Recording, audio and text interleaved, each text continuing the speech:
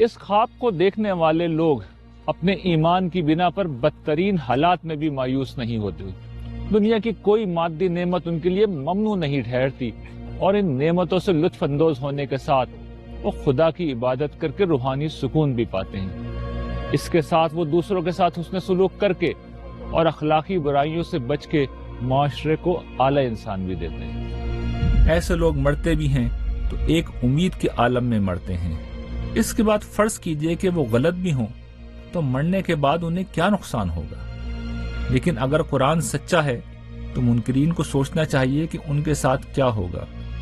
खुदा की रहमत कोई सजा ना भी दे, जन्नत की बेशबहा नेमतें दिखा के बस इतना कह दे कि ये सब कुछ तुम्हें मिल सकता था जो तुमने अपनी जिद की वजह से खो दिया, तो ऐसे मुनकरीन हक के लिए ये सजा भी बहुत है।